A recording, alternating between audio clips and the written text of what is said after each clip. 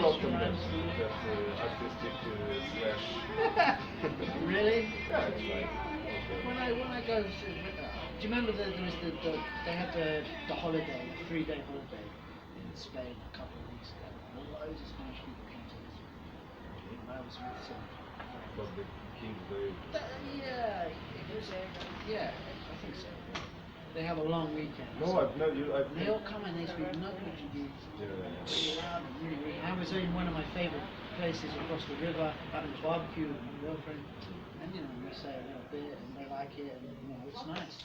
The food's great, and I would just roll, because you could hear big group, and you could see all the waiters. I don't remember seeing. I've been away for. I was away for 10 years or 11 years. I came back in May of last year. And I never remember seeing so many Spanish people. It's not just people from all over, even our neighbors. They've discovered this. It's my first time on holiday here from Children's Welfare. We met lots of Spanish people. Smoking in bars, it was cheap. Yeah, it's very funny that Lisbon is better now than 10 years ago. They don't even try to say they don't say Lindy, they don't just say chicken. Free to come on. And they ask for Spanish food. It's incredible. You don't tell me Spanish people can't read Portuguese. It's impossible. They have to be able to do it. If I can, they can. Yeah. So, I understand. Yeah, of course. If they'll come, they'll have an Estrella, they'll have Spanish food. That's crazy, man. Why would they do that? Sure.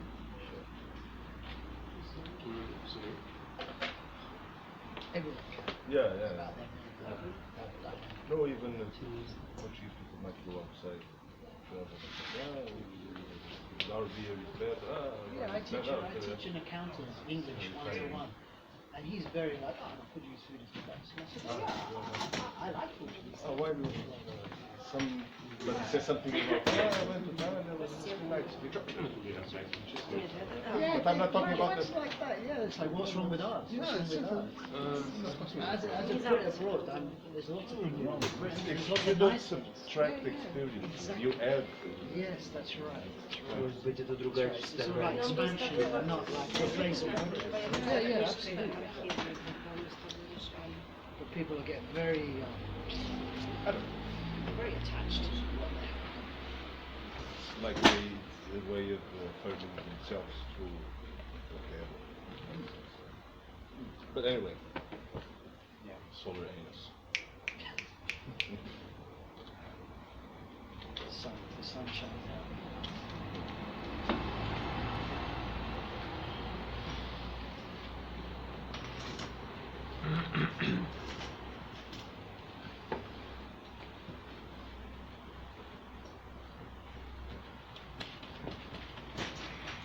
Can you smell it if I do this? Will it? Smell the incense. Smell the incense. Nice calm atmosphere.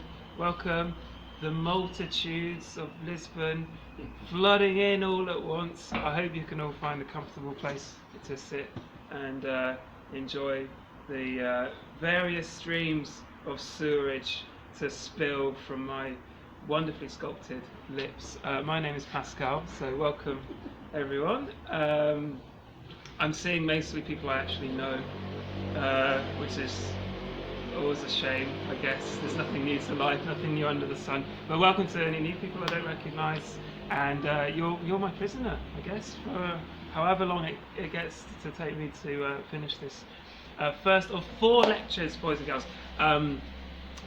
This is a lecture called Towards Gutter Mysticism and something, and a subreal, something like that. Gutter Mysticism and subreal. Gutter Mysticism and subreal. First of all, what is gutter? Gutter for Portuguese. Esgotos, right? Surjeta. Okay. Esgoto. So the pipes, the sewage. We'll get talking about piss and shit and vomit later on and in the forthcoming lectures. But any sort of masturbating quasi-academic will first of all introduce the subject, introduce things, preface, gently edge into the topic before actually launching in. So it might be a little bit of a frustrating first lecture, but I need to do a little bit of background before we truly begin. So welcome one and all, please make yourselves comfortable. There should be seats available, and there will be an opportunity for crowd surfing at some point as well. There are more seats in there, I think. Anyway, hello, welcome, welcome, welcome. We haven't really started, I've just sort of said hi. So, boys and girls, today is the 25th of January 2020. On the 20th of January, not February, 2020, at 7:05 p.m, a message appeared on my WhatsApp, and the message referenced the title of this lecture, towards the gutter mysticism and a sub-real. What is a sub-real? I received this message from a friend of mine who works in teaching art theory, art criticism at the Courtauld Institute, the wonderful Catherine Howe, and I was asking her, could you give me some background to this? You know, I need a bit more information about the Surrealists in Paris in the 1920s. And she sort of said, hold on, before I did do that, let me tell you something, I'll read it word for word. There is a great deal of scholarship, wrote my friend, assistant lecturer at the Courtauld Institute of Art in London, Catherine Howe, Dr. Catherine Howe, because I'm clever enough to have friends who have doctorships, doctorals. She said, on surrealism and magic, there's a lot already written on this. My face dropped and my guts spilled. I thought, shit, I don't have anything original to offer. Especially alchemy. There's a lot already written on your subject, Pascal. A friend of mine has written a lot about this. And here's the important bit. I would avoid the term subreal. I would avoid the term surrealism, because actually a lot of what you've already talked about are very surrealist things. One man, which we'll talk a lot about, Bataille, the author of this collection of essays, Visions of Excess, Eroticism, Literature and Evil, and the famous novels, The Story of the Eye. He is sitting there, patiently waiting for us. Georges Bataille is a man, according to Catherine, who's written a lot about your so-called sub-realism, your cheap, plastic, marketable term, sub-realism. Okay, she didn't really say that, but I'm paraphrasing. So you've already discussed this. This has already been discussed, sorry. I would avoid using this term. The voice of authority, the voice of academia, powering down on me like some Old Testament God onto my crippled, desert-wrinkled skin.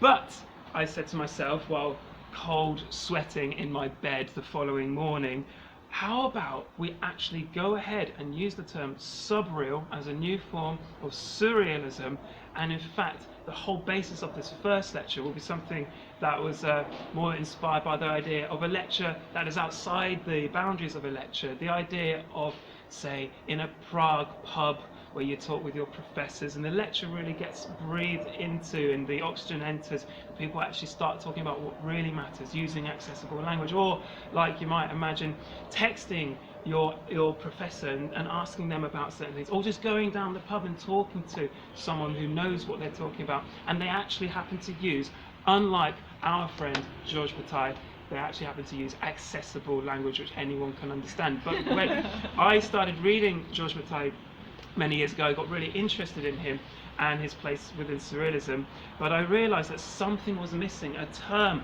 that we could all use and put onto fridge magnets, subreal. Why am I so obsessed with this idea of a subreal?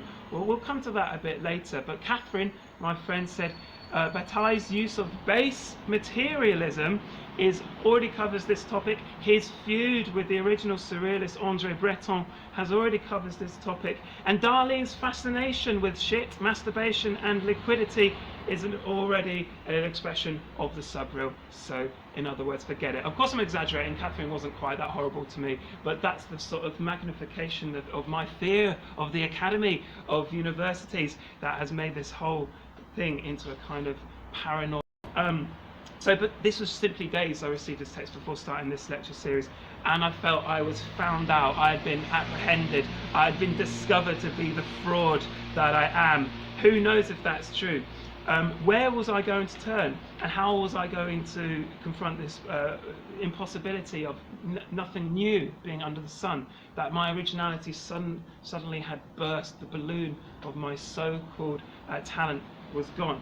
Well, how about we actually capitalize on the lack of originality of my thought and actually continue with it and press it enough times into your imaginations that actually maybe some new formulations of surrealism might get compounded in your brains and we all live a more enlightened life. Who knows? Maybe it was just fun to sit around and listen to someone's voice. The whole point of us sitting down here and listening to one person speak is quite unusual, especially in a context surrounded by traffic noise, the noise of the assembly over there of the centre, the sphere of Portugal's politics revolving around this one focal point, and of course digital media, all of these things focusing our attention away from the centre, whereas the subreal and the focus on surrealism in general is a focus on an inner reality. Surrealism was never an escape from reality. It was a beyond reality. It was a form of realism that happened to go into dreams. But we'll come to that later. So, if you just give me a second, I will just turn over the page and find my notes. So, it's time to start exploring the whole situation of what we're doing here, why we're listening to my quasi-new theory on surrealism. What actually has happened? Well, I decided to explore this situation, and interestingly, in Portuguese, the word for explore is the same word for exploit. I think that's a very clever sort of subconscious expression of Portugal's idea of their colonies, which they lovingly call the discoveries. Oh, there it is. So why don't we exploit the idea of you happening to sit down with me, listening to my nonsense? I have just turned 30, I lost my job, and I decided to make good use of my time. And instead of sitting in a cafe and looking at pretty girls walk past and feeling depressed because I'm not really doing anything, I thought, why don't I actually construct a situation where I can not really get paid for this, but at least get admiration for it, and maybe I might meet some brilliant people and they might give me money eventually. So as I said, I just turned 30, sort of pre-midlife crisis, who knows. I hadn't made a cent from my writing. I've always wanted to be a writer, got very disillusioned, had a very successful journalist brother. And I thought, well, why don't I sort of rubber stamp a concept? Why don't I almost commodify an idea that I've had and sell it to some very credulous, what's the word where people believe things easily? Gullible people. So first place I turned to, of course, was Zaya Gemma and Zalatan were really, really positive and really helpful in for some bizarre reason, inviting me here to do this, for not just once, but another 3 times after this. And I thought that this was a way that I could, in a way, eventually get paid to sit in one of Lisbon's, kiosk cafes and look at the peacocks walk past and pretend that this was a vocation instead of my 30 years of just writing for free for various magazines and online places, and it all being pissed away and no one really reading it eventually. No, maybe through the process of doing these lectures, we might be able to carve out an actual theory, an actual practice. This is why it's called towards a gutter mysticism, towards a subreal, not landing on it as well. This is my desperate attempt at providing meaning for my own life. I've got to have a deadline. I won't do it if I don't get a deadline. So this is precisely the deadline in real time, as you can hear me speak. It is the case of, and the inspiration of our favourite rock star, the glam rock figure Alice Cooper, that this sort of lecture series is sort of thrusted. Alice Cooper, as we all know throughout his records, wasn't the most original of artists, but he decided to perform. He decided to give massive spectacles, and it wasn't about originality. The whole misconception of artistic creation is that it needs to be original. It's absolute nonsense. It just needs to be presented in a better way. So the whole point of this lecture is to try and present often restricted ideas in the academe, in the university life, in a way that is accessible, as if this whole lecture was a sort of WhatsApp message. So, as I am talking to my friend Catherine, I would avoid those words again from my friend Catherine Howe. I would avoid the use of the term subreal echoing in my head, even as I give this lecture, paranoid that I'm not covering any new ground.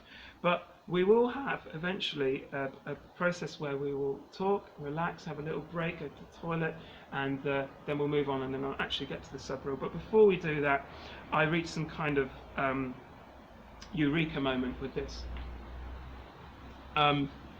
I thought possibly we all sit down together, possibly we all have a read, we have a look at what this new term of subreal is, and maybe we'll move on to something more concrete. So, one moment, I'm just going to collect my thoughts. Let's introduce a gentleman into the figure now, to get into a little bit more of the meat of the matter. Georges Bataille is a man from France. He grew up in the early 20th century. He's sitting there waiting for us. He had a syphilitic father, or his dad had syphilis, who died young. He grew up wanting to be a Catholic priest, yet he grew up a little bit older than the generation of André Breton, the surrealists of the 1920s in Paris. He was slightly older and slightly removed from that circle, but he was very much interested in surrealist ideas. Psychic automatism, or the idea of using your dreams as a form of language to attain the real.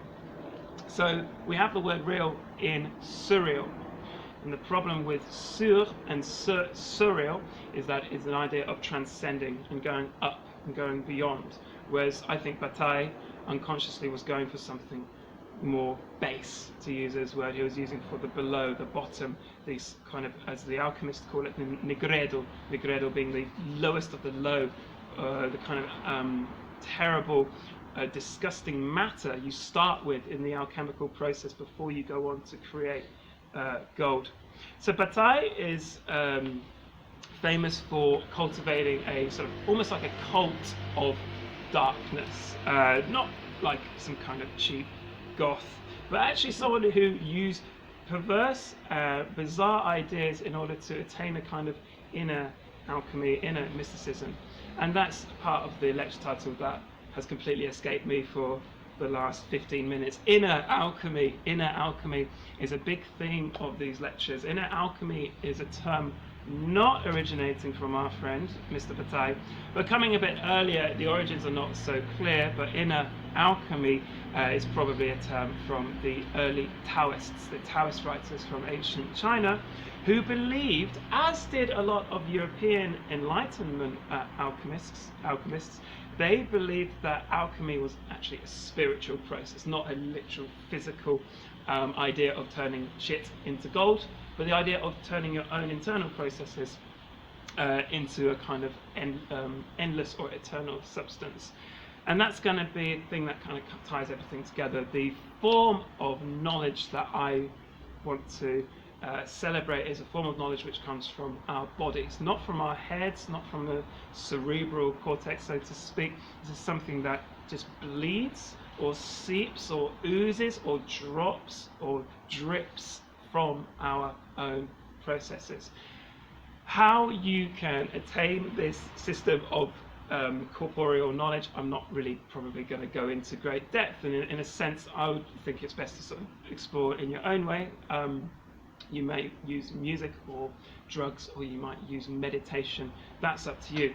But in order to not swallow too many concepts all at once and then vomit them out to all of you, we'll just stick to the three main processes of bodily secretion. So in the next lectures, I'll talk about laughter. We'll talk about crying, connecting with laughter, and I'll talk about, in the third lecture, urination, pissing, and the final lecture, anal alchemy, of course, shitting, which is my concept for artistic creation.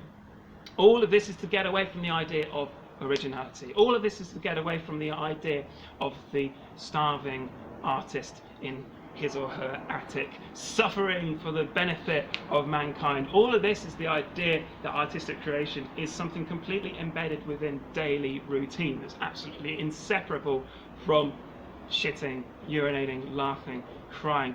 It's such an ordinary process that you'll find in lots of languages there is no word for music. In Ghana, in Mali, in many West African countries with local languages, there is no word for music because music is just part of everyday life. It's absurd to kind of anatomize this sphere of life. So we'll talk a little bit, hopefully today as well, about laughing and the chakra in the solar plexus potentially. But for now, ladies and gentlemen, I would like to turn to also the idea of mimicry and copying. If originality is overvalued, if we need to sort of get away from that idea and move on to a world of confidence where we can confidently make our own art without worrying about being original, maybe we should turn to the Japanese. The Japanese have successfully originated, ironically, their own valuing of not originality, I've said it already, but of copying, of more to the point, mimicry. Japan has a huge culture of covers bands, for example. Some of you may be able to explain this a little bit better than me, but I read quite a bit by an author called Simon Reynolds, who covered whole music scenes in Japan, which delved into this idea of expert imitation, the idea of having a master and totally following your master. You wait for your master to die, then you imitate them perfectly. That is not something that is devalued in Japanese culture. And in a sense, if you are able to just bang out, to print so much of the sort of the same idea in various different ways, that is your way to become, in certain terms, successful. What you might mean by successful differs, but in my own terms, if you want to become, you could say, a public intellectual, I'm putting my cards right there on the table, public intellectual is someone who doesn't make people feel small. People like Christopher Hitchens, if you're not a religious person. I am a religious person, but I do love Christopher Hitchens. Christopher Hitchens was a man who didn't say many original things a lot of the time. Christopher Hitchens happened to manage to travel around the world and just vomit out the same stuff to such a convincing degree. He had enough presence to do so that he was able to build a career out of it. So, in a way, I'm advocating a kind of charlatanism, a way of selling a cheap idea very, very well. So, comes back to also the process of people coming in and sitting down and making themselves comfortable and listening to one madman, deranged, flooding the room with certain ideas. This is not so different from me holding up a stick and connecting the stick together is long steel strings, and part of the steel, so the structure is a coiled wire which connects to some speakers. It couldn't be more contrived. This is one long phallic piece of guitar orgasmic joy.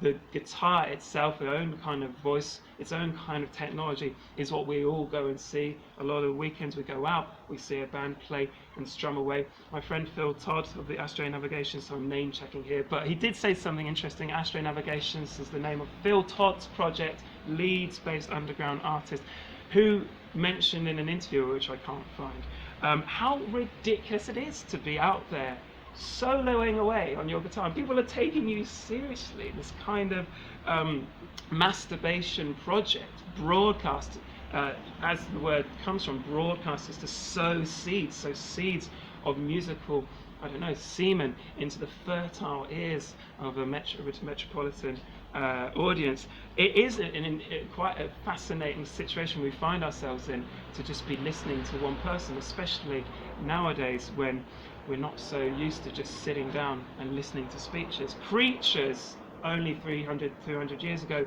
would preach for hours and hours. It was completely normal to go down into the village square and there'd be a new speaker and they would be granted however long they want to sprout or sow their own seeds. So what we're doing now may feel a bit different, but I'd like to bring back the idea of public speech Leitura is a nice word. I like the idea of reading, a reading. Of course, I'm not really reading, kind of ad-libbing, but there's no word for what we're doing. I used to call this palestras de palermas, or sort of lectures of bullshit, lectures of nonsense. This isn't really stand-up. It's just a performance, but I'm calling it a lecture. But the lectures that are going to be forthcoming, the lectures that will continue here, will be before, hopefully, before concerts, before gigs. And I think it's a nice way to start a gig is to listen to some crazy guy talk about his ideas. So we're going to pause in a few seconds, and we're going to have a little break. But before I do so, I would like to just welcome you to the beautiful fragrance of the incense, just to get us in the mood for getting deeper, because the gutter mysticism I propose is not a gutter mysticism where I stab you all and run away and smother my face with your blood. It's actually one to do with going down. Transcendence isn't something that is going up. Transcendence is something that goes down. It's as simple as that. By delving into ourselves, by diving into ourselves, by sort of spiraling inwards, we're able to achieve another sense of transcendence. We are not looking up into the skies, we're going into the sewers, the gutters of our own selves. So, with this beautiful process of chopping up the life-giving sun, this is what we're eating. There are people who gaze at the sun and eat the sun and ruin their eyes. We're not going to do this, but we're effectively going to turn our heads inwards, but effectively reach the origin of all life, which is the sun. So we're going to have about 5-10 minutes break.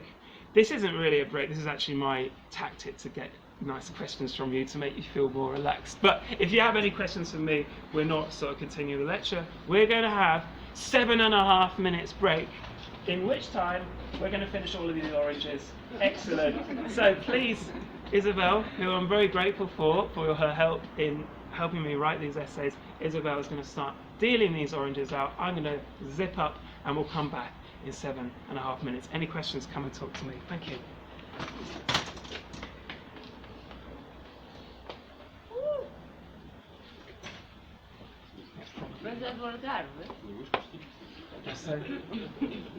Não sei. Mas vem de um sítio de amor. My local southern Nepal. The guy's from Nepal. And the guy's wife has just moved. After 4 years, they've been separate.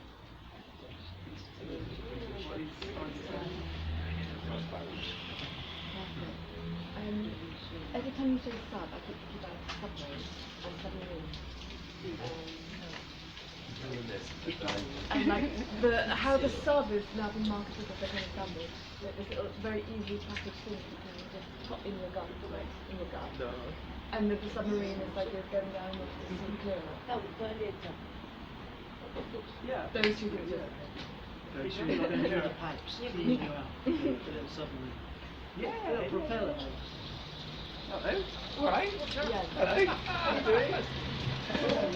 It's fine. Luke, this is Cass. Luke. We've introduced you to the family. Is it Isabel? Isabel. Hello. Have you had some orange? No, I've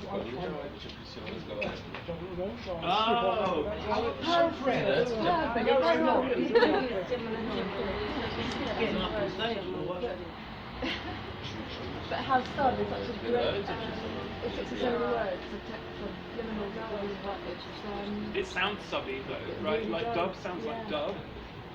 It's warm, it's brown sounding. It's fine, no worries. It's interesting what you said about Japanese culture. Yeah, I noticed that. Yeah, yeah. It gets ridiculed or there's no respect given to it. They're actually amazing. Lots of people anyway. Like breakdancing, hip hop culture, baseball, modern cars. They're like some of the world like scratching turntables. Really? Some of the best are Japanese because they those copy it. They spend hours and hours practicing. They have this little Americana where the prison is so obsessed with blonde Californian Wow. stereotypes that they dye their hair blonde. Oh my God. Little surgery to sort of look like Britney Spears or whoever their next. It's actually alien to think that you can mold yourself to one genre. That'd be so dedicated. Yeah, oh yeah. If you ever look at Мне нравится, YouTube, the best breakdancers. как хорошо рассказывает. Baseball is massive. It's so unlikely. Boxing is massive. Lightweight and featherweight. But that's the thing. Like, what's really important It's is so intense the way they sort of grasp onto something. it's like absorb it. their captain is all about not necessarily innovation. It's about perfecting an idea. I don't know if that's also a German thing. That you're not really an inventor, but you've really tried to perfect a certain concept. But they give themselves credit if they manage to mimic it with perfection. While maybe in the West you wouldn't do that. But they just it's a great copy. But where's the originality? But tribute bands have only been a thing because they've only been like a financial thing recently. There's decade-long Elvis festivals. Oh really? How many prize for the best Elvis? I'm sorry, I missed the first bit. It's huge because the history of art is mostly about really trying to look for ideas and actually come up with their own stuff. You won prizes for your art in more than a couple of centuries ago, but by sheer mimicry, wasn't it?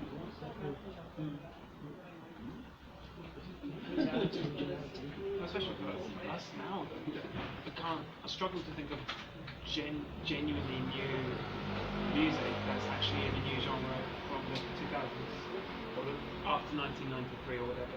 After then, it's quite hard to think because everything's very derivative. And that's okay, it's fine, it's derivative, but all the possibilities seem to be quite exhaustive. It's going to probably run out of songs, run out of rhymes. Yeah, but maybe like looking more aggressive. Like you can say that about painting and art. You've only got a set palette of colours, and you've only got that. With sound, you've only got so many frequencies. So maybe, but some electronic music, they're doing things and processing sound that has never been heard before. So Yeah. if you layer that and sequence that in a particular way, maybe you can obtain something new or newish. We scour the world for untapped ethnic finds.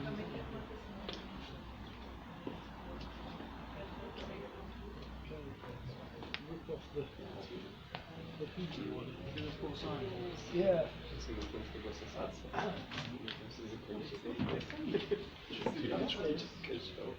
it's nice.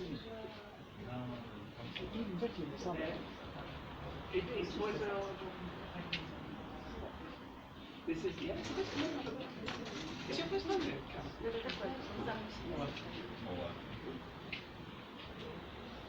Yeah. This is my very good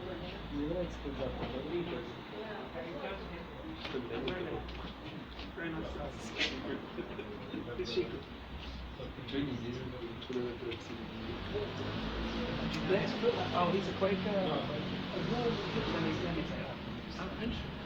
Let me take that from you. So I think That's my second bit. It was tasty. Hey, great.